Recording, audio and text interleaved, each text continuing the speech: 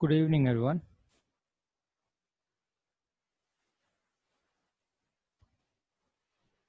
So, I got the feedback. I received a feedback from the various students कि हमको जो basic rules का video बना के हमने पोस्ट किया था वो the entire video is in English. उसको थोड़ा इंग्लिश में एक्सप्लेन किया हमने। तो एक रिक्वेस्ट आया है कि उसको हिंदी में थोड़ा एक्सप्लेन करें, so that will be useful for the various students. तो जो पहला वीडियो था हमारा बेसिक अकाउंटिंग रूल्स, उसको आज दोबारा हम हिंदी एंड इंग्लिश में मिक्स करके थोड़ा एक्सप्लेन करेंगे और majority of the students can take the benefit out of that. Okay, so accounting होता क्या है? What is accounting? Accounting is nothing but booking a transaction in which the money involved. Accounting कोई भी ऐसी transaction जिसमें पैसा involve है उसको रिकॉर्ड करने का एक स्पेसिफिक फॉर्मेट है, एक तरीका है, जिसको हम अकाउंटिंग बोलते हैं। आप बाज़ार गए, आपने एक टॉफ़ी खरीदी, आपने टॉफ़ी खरीदी तो आपको एक बंदे को टॉफ़ी मिली, दूसरे बंदे को कैश मिला, पेमेंट किया आपने जब आपने टॉफ़ी खरीदी। सो डबल एंट्री ट्रांजेक्शन हुई, एक बंदे के पास टॉफ़ी आई, दूसरे के पास कैश आया। तो इस ट्रांजैक्शन को अगर हम कहीं रिकॉर्ड करेंगे तो वो किस तरीके से रिकॉर्ड करेंगे। सो accounting is a method in which we record a transaction in which money is involved in a specific way. एक स्पेशल तरीके से किसी भी ऐसी ट्रांजैक्शन को जिसमें मनी इन्वॉल्व है रिकॉर्ड करने का एक तरीका है, जिसको सिंपल लेमन लैंग्वेज में हम लोग अकाउंटिंग बोलते हैं। अकाउंटिंग की अलग अलग डेफिनेशन है, लेकिन अभी के लिए आपको सिर्फ इतना ही याद रखने की ज़रूरत है कि अकाउंटिंग क्या होती है। Simple, this is pretty basic layman language में मैं आपको बता रहा हूँ कि अकाउंटिंग क्या होती है। अदरवाइज की टिपिकल डेफिनेशन है अलग अलग। Chartered accountant, institute of chartered accountants की अलग डेफिनेशन है, यूएस गैप के हिसाब से अलग definition, but this is pretty layman language कि अकाउंटिंग क्या होती है। इसके बाद दूसरी इंपॉर्टेंट थिंग आज दिमाग में आती है कि जैसा मैंने अभी आपको एक्सप्लेन किया कि कि जब भी कोई ट्रांजैक्शन हो गई अकाउंटिंग, तो कौन सी ट्रांजैक्शन को आप अकाउंटिंग में रिकॉर्ड करते हैं? आप ऐसी ट्रांजैक्शन रिकॉर्ड करते हैं जिसमें पैसा इन्वॉल्व हो, मनी इन्वॉल्व हो, right. If you are getting a blessing from your parents, इसमें पैसा इन्वॉल्व नहीं है, that transaction can not be recorded, right.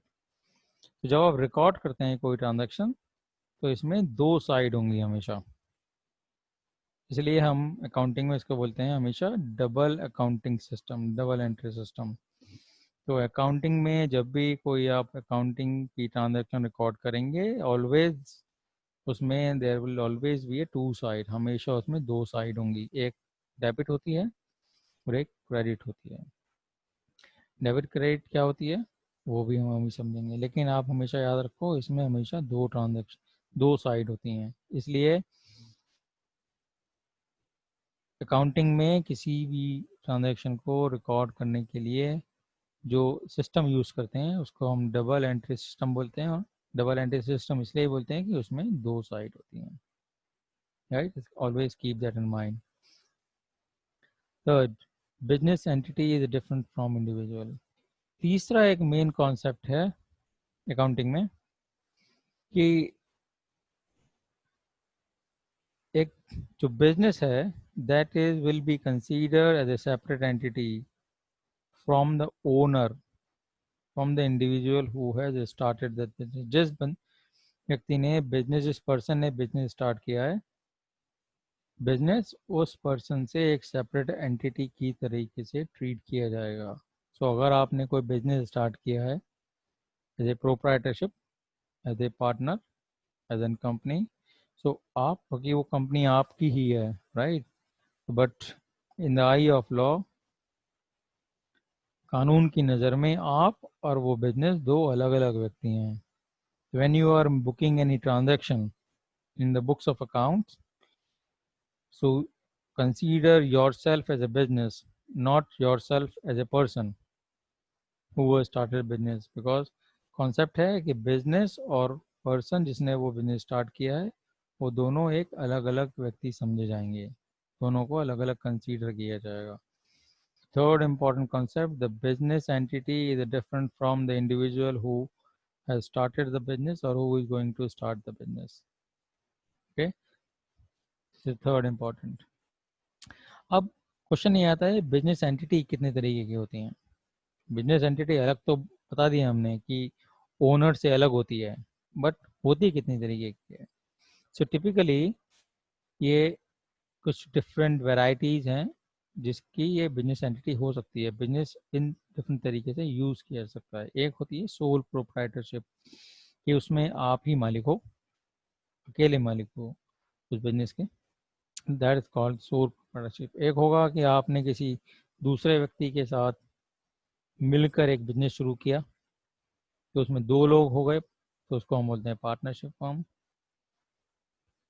एक होती है कि काफ़ी सारे लोगों ने मिलकर एक सोसाइटी बनाई, वो सोसाइटी एक्ट के अंडर गवर्न होती है. पार्टनरशिप फर्म के लिए पार्टनरशिप एक्ट है. फिर एक ट्रस्ट के थ्रू, ट्रस्ट बना के बिजनेस स्टार्ट किया जा सकता है, that will cover under trust act. Hindu undivided family होती है, association of person, the corporate society and the companies. ये डिफरेंट डिफरेंट एंटिटीज हैं जिस by incorporating by these different entities you can do the business. ये अलग अलग form बना के, कंपनीज बना के, cooperative societies and association of person, partnership, Hindu undivided family, इस डिफरेंट तरीके से एंटिटी बना के आप बिजनेस कर सकते हो. इसका हर एंटिटी का क्या मतलब है, कैसे बनता है, ये आगे आने वाले टॉपिक्स में हम कभी कवर करेंगे. अभी इसकी आपको ज़रूरत नहीं है टू लर्न कि जनरल एंट्री कैसे बनाते हैं. You being an accounting student, it is very important for you to know that. ये अकाउंट के स्टूडेंट होने के लिए आपके लिए जानना बहुत ज़रूरी है इन डिफरेंट एंटिटीज़ का क्या मतलब है. But to post a general entry, these are not required. फिर इसका मीनिंग क्या होता है, will cover that later on in detail. तो जब भी आप बुक करते हो किसी भी एंट्री को, ट्रांजैक्शन को, तो उसको हम बोलते हैं बुक कीपिंग, राइट. और बुक कीपिंग में 5 डिफरेंट इंपॉर्टेंट बुक्स होती हैं. पहली होती है जर्नल एंट्री बुक. तो जैसा मैंने आपको बताया कि जब भी आप कोई ट्रांजैक्शन करते हो, तो वो ट्रांजैक्शन चाहे चॉकलेट खरीदने की हो, वो बहुत छोटी है, हम बुक्स में यूज़ नहीं करते हैं, नहीं करेंगे. पर कोई फर्नीचर खरीदा आपने, कोई स्टेशनरी खरीदी, कोई परचेज किया, कोई सामान खरीदा, या कोई आपने एसी खरीदा, कोई कार खरीदी, तो जब भी कोई आप मॉनेटरी मनी से रिलेटेड ट्रांजैक्शन करेंगे, so that transaction first go into the general entry book. तो आप एक उसकी जनरल एंट्री बनाएंगे, तो वो जनरल एंट्री बुक में जाएगी. तो that is the first main book. उसके बाद जनरल एंट्री बुक से the transaction goes into the ledger. दूसरा इंपॉर्टेंट बुक है लेजर अकाउंट. तो जनरल एंट्री से वो जनरल एंट्री जो आपने बनाई ट्रांजैक्शन की, वो लेजर में जाएगी. Once the ledger has been finalize और विल बी फाइनलाइज, तो लेजर से वो बैलेंस आपका ट्रायल बैलेंस में जाएगा, जो तीसरी मेन इंपॉर्टेंट बुक है. और ट्रायल बैलेंस से हम P&L, profit and loss account बनाएंगे और बैलेंस शीट बनाएंगे. ये बुक्स होती क्या हैं, ये हम आगे आने वाले चैप्टर्स में, सेशंस में कवर करेंगे कि ये क्या होती हैं, इसमें ट्रांजैक्शन कैसे बनाई जाती हैं, इसकी इम्पोर्टेंस क्यों है, क्या इन्हीं सीक्वेंस में काम होगा, क्या ऐसा हो सकता है कि पहले बैलेंस शीट बना लें, जनरल एंट्री बाद में बनाए, नहीं, इसी क्रोनोलॉजिकल ऑर्डर में काम चलेगा. पहले आपको जनरल एंट्री पोस्ट करनी है, उसके बाद लेजर बनेगा, लेजर से ट्रायल बैलेंस बनेगा, ट्रायल बैलेंस से पी&ल बनेगा, और पी&ल के बाद ही हम बैलेंस शीट बनाएंगे। सो ये 5 मेन इंपॉर्टेंट बुक्स हैं बुक कीपिंग के लिए, अकाउंटेंसी के लिए, राइट। इन अकाउंटिंग एंट्रीज को रिकॉर्ड करने के कुछ 3 गोल्डन रूल्स हैं। You being an accounting student will have to memorize, remember, know these 3 golden rules. आप किसी भी एंटिटी की एंट्री बना रहे हैं, राइट। हमने आपको बताया अभी यहाँ पे there are 8 different entities by which you can start your business. लेकिन आप किसी भी एंटिटी के थ्रू बिजनेस कर रहे हैं, in order to record any transaction, monetary related transaction, ये 3 रूल हैं जो यूज करके ही आप कोई भी जर्नल एंट्री पोस्ट कर सकते हैं। चाहे आप कंपनीज के लिए जर्नल एंट्री बना रहे हैं, या पार्टनरशिप फर्म के लिए बनाएंगे, या प्रोप्राइटरशिप के लिए बनाएंगे, these are the 3 golden rules. इसको मैं गोल्डन रूल बोलता हूँ। इन रूल्स को फॉलो करके ही आप कोई भी जर्नल एंट्री बना सकते हैं। अगर ये रूल फॉलो नहीं करेंगे तो जर्नल एंट्री गलत हो जाएगी। लाइक जैसे कि इंग्लिश में हमारे पास 26 अल्फ़ाबेट्स हैं। इन 26 अल्फ़ाबेट्स को यूज़ करके ही हम डिफरेंट डिफरेंट वर्ड्स बनाते हैं, फिर उस वर्ड से हम सेंटेंस बनाते हैं, राइट, और then we'll start talking in English. So similarly उसी तरीके से ये 3 बेसिक गोल्डन रूल्स हैं जर्नल एंट्री बनाने के। रूल्स क्या हैं? The first, these rules divided into 3 different accounts, 3 different category. One called personal account, the real account, and the nominal account. Personal account, debit the receiver and credit the giver. पाने वाले को debit कीजिए, receiver जो प्राप्त करता है, to whom you are getting the whatever, जो पा रहा है, जिसको मिल रहा है, उसको डेबिट कीजिए, एंड क्रेडिट द गिवर, जो दे रहा है उसको क्रेडिट करना है, right. Like you are getting the something from Aman, then the Aman will be a credit, right? And if Aman is getting something, वो मिल रहा है उसको कुछ, then Aman will be a debit. So debit the receiver, credit the giver. This is for the personal account. Personal account यानी कि वो person से related है, ऐसे नाम से ही पता लग रहा है आपको। Real account, real account means typically you can see that कोई भी ऐसी चीज़ जो रियल फॉर्म में है, जिसको आप टच कर सकते हैं, right. Example, the cash, the land, the building, the furniture, these are the things what you can touch and feel that, right. So the rule is debit what comes in and credit what goes out. जो आता है, comes in, जो आ रहा है business में, उसको debit करो, और व्हाट गोज आउट, जो बिजनेस से जा रहा है, उसको आप क्रेडिट करो। सो आपने फर्नीचर खरीदा, and furniture account debit, furniture आ गया। कैश गया, कैश आपने दिया, cash what goes out from the business, so cash will be credit. Rule है। अभी आपको ये सब एंट्री पे मत जाइए, बस ध्यान रखना है आपको, you have to memorize these rules. All the for nominal account, for all the expenses and the loss will be a debit. जो भी आप खर्चा करेंगे, जो भी आपको लॉस होगा बिजनेस में, वो सब आपका डेबिट होगा। सो all the expenses and all the loss will be a debit. Loss आप टच फील नहीं कर सकते हैं, राइट। एक artificial things है, you can't, that is not the real person you can touch and feel that, right।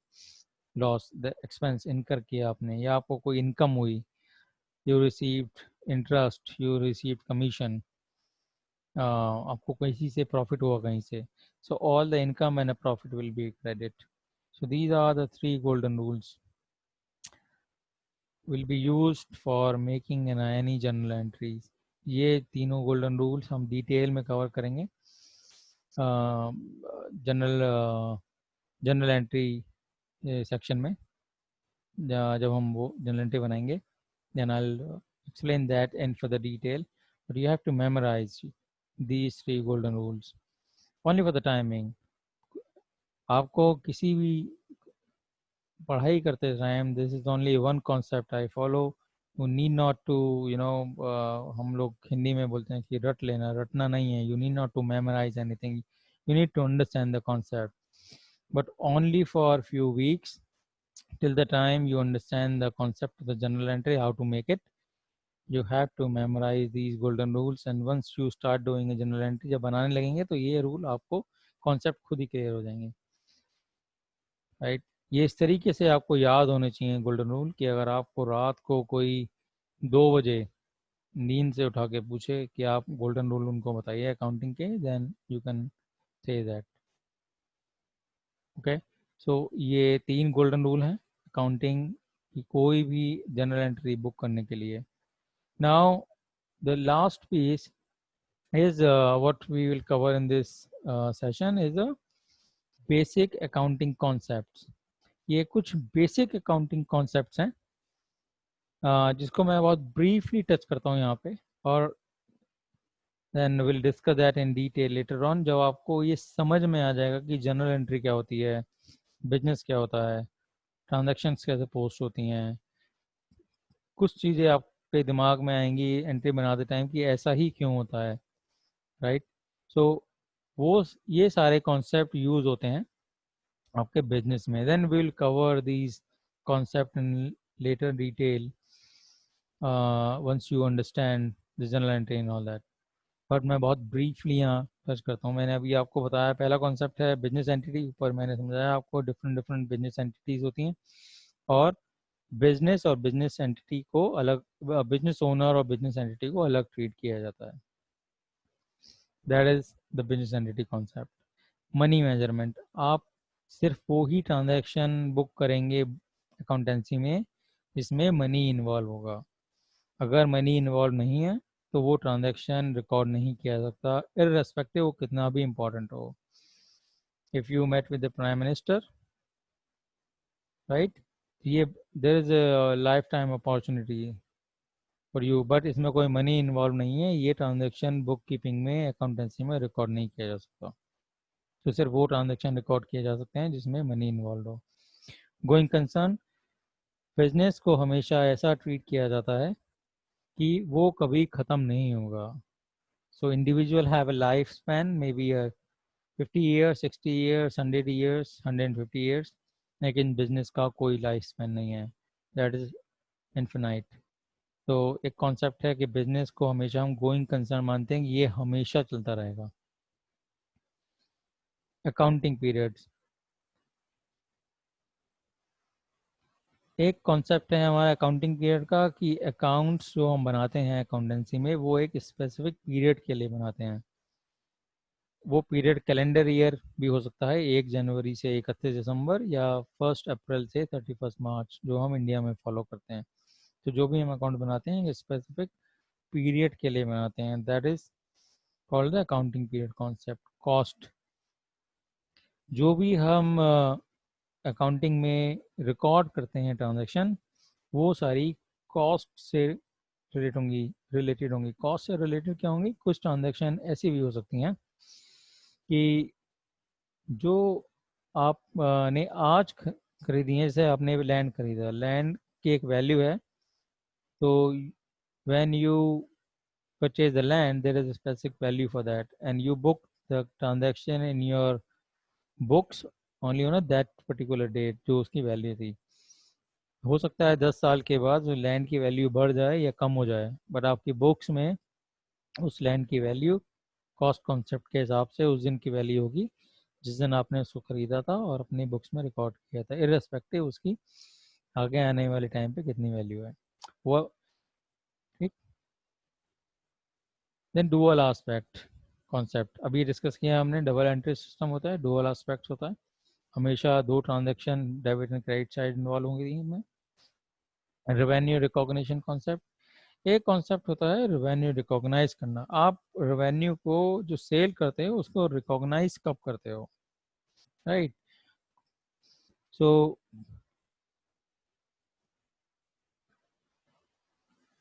Okay, very basic example, आपने किसी को कोई सामान बेचा और उसके बदले में कैश आपको मिल गया, राइट? तो जैसे ही आपने उसको सामान बेचा और कैश मिला, आपकी तरफ से ट्रांजैक्शन कंप्लीट हो गया, and then you can recognize the revenue in your books, transaction complete. एक दूसरा ट्रांजैक्शन जिसमें आपने किसी को सामान दिया और वो सामान आपने क्रेडिट पर दिया, आपने सामान तो दे दिया उसको मगर आपको पैसा नहीं मिला अभी, तो क्या ये ट्रांजैक्शन रिकॉर्ड होगा, right? So as per the law, as soon as you transfer the legal right for the assets to use, legal right to use the assets to the other person, that transaction is complete from your side and you can record the transaction as a revenue for you. तो जैसे ही आपने उसको credit पे सामान किसी दूसरे को दिया और उसको बोला कि आप इसको यूज़ कर सकते हो, तो वो आपकी तरफ से ट्रांजेक्शन रिकॉर्ड हो गया, कंप्लीट हो गया, आप रेवेन्यू रिकॉग्नाइज कर सकते हो। ये एक बहुत वाइड चैप्टर है, वाइड डिस्कशन है, वाइड टॉपिक है कि रेवेन्यू रिकॉग्नाइज कैसे होता है। I explain you very briefly what does mean. Matching concept, matching concept कहता है कि आपने अभी देखा कि एक अकाउंटिंग पीरियड है, अकाउंटिंग पीरियड का मतलब है कि एक स्पेसिफिक टाइम के लिए हम अकाउंट्स बनाते हैं, उस पीरियड में हम मैच करेंगे कि क्या आपका एक्सपेंस था और क्या आपका इनकम थी, तो that is called the matching concept. इसमें कितना आपको प्रॉफिट हुआ निकालने के लिए ये एक मैच करते हैं कि कितना आपका इनकम था, कितना एक्सपेंडिचर था और इस पीरियड में आपको कितना प्रॉफिट या लॉस हुआ। जो आप अकाउंट्स बनाते हैं, ये आपके अकाउंट्स बहुत सारे लोग यूज़ करते हैं। कौन कौन है बहुत सारे लोग? एक आप खुद हो, तो ओनर। दूसरा आपका इन्वेस्टर है, जिन्होंने आपके बिजनेस में पैसा लगाया है। तीसरा आपका शेयर होल्डर है, शेयर होल्डर मतलब एक इंडिविजुअल के केस में आप खुद ओनर हो और कंपनी के केस में शेयर होल्डर ओनर हो सकते हैं। गवर्नमेंट जो आपको, उसको आप टैक्स देते हो, वो आपका इंटरेस्टेड हो सकती है आपके अकाउंट्स में। So there are various people who are interested in the books what you prepare, जो आप बनाते हो। इसलिए आपको जो भी आप डिस्क्लोज कर रहे हो, that you have to disclose everything in detail and in your books of accounts, in your reports जो आप पब्लिश करते हो, वो you have to disclose everything in fully, completely disclose करना होता है, so that the people who are using your books or your reports that can understand what you're doing. Consistency, तो जब आप अपने अकाउंट्स बनाते हैं, वो अकाउंट्स में जो भी रूल आप यूज़ करते हैं, those rules should be consistent. ऐसा नहीं होना चाहिए कि आज आपने एक रिकॉर्ड किया ट्रांजैक्शन किसी और रूल से और अगले महीने रिकॉर्ड किया वही ट्रांजैक्शन किसी दूसरे रूल के हिसाब से। ऐसा नहीं होगा। अगर ऐसा होगा तो कंसिस्टेंसी नहीं आएगी, पता नहीं लगेगा, आपको खुद पता नहीं लगेगा, दूसरों को पता नहीं लगेगा कि आपको कितना प्रॉफिट हुआ, कितना लॉस हुआ, क्या ट्रांजैक्शन थी, बिजनेस कैसा चल रहा है।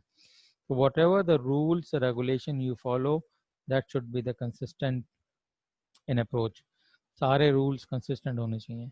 कंजर्वेटिव, आपको अकाउंटेंसी का एक फंडामेंटल रूल है कि जितने भी लॉसेज हैं, ये एंटिसिपेटेड लॉसेज हैं, उसके लिए आपको प्रोविज़न बनाना है, और जितने भी प्रॉफिट होगा, ये एंटिसिपेटेड प्रॉफिट है, वो आप तब रिकॉर्ड करोगे जब वो हो जाएगा। That is called conservatism. Conservatism concept जिसमें आपको जितने भी लॉस हैं या एंटिसिपेटेड लॉस हैं जो आपको नज़र आ रहे हैं अभी, उसको आपको रिकॉर्ड करना है। That is called this concept the materiality and the objectivity concept. Materiality कि आप, अगर जैसे मैंने अभी एग्जांपल दिया था जब ये सेशन स्टार्ट किया कि आपने एक चॉकलेट खरीदी, what is the value of the chocolate? 10 रुपये, 5 रुपये। तो ये that is not a material for you to be recorded in the books of account. Materiality concept कहता है कि आप ऐसी ट्रांजेक्शन जो मटीरियल नहीं है आपके रिकॉर्ड करने के हिसाब से, right, that can be ignored. इसके लिए रूल भी है, what is called material and what is not called material in accountancy as per the accounting standards. क्या मटेरियल मानते हैं, क्या नहीं मानते हैं, और जो मटेरियल नहीं है उसका क्या ट्रीटमेंट होता है, उसके लिए एक कॉन्सेप्ट है। तो वो हम जब अकाउंटिंग स्टैंडर्ड डिस्कस करेंगे तो वहाँ पर एक्सप्लेन करेंगे। But that is the concept of the materiality. Materiality के हिसाब से उस ट्रांजैक्शन का किस तरीके से रिकॉर्ड किया जाएगा, एंड द ऑब्जेक्टिविटी, जो भी आप रिकॉर्ड कर रहे हैं वो ऑब्जेक्टिवली होना चाहिए, not with the subjectivity. So these are few basic accounting concept। ये एज एन अकाउंटिंग स्टूडेंट आपको ये जानना ज़रूरी है। Then you have to know that what does it mean. But in order to prepare and book the journal entry right now, in order to learn that how to make the journal entry, these are not required। ये जब ज़रूरत पड़ेगी हमको आगे आने वाले time पे, then we'll explain that in detail। इसका मीनिंग क्या है, इसको अकाउंटेंसी में किस तरीके से कौन सा कॉन्सेप्ट आपके ये बहुत ज़रूरी है। कॉन्सेप्ट तो सारे ज़रूरी है, but in order to make the journal entry, in order to understand how the transactions are book, कहाँ पर कितनी ज़रूरत है, देन वहाँ पर हम इसको डिटेल में डिस्कस करेंगे। सो आई ट्राई, आई होप ये कुछ मैंने हिंदी में ट्रांसलेट करने की, समझाने की, एक्सप्लेन करने की कोशिश की। So I hope that that will be useful for you. Thank you.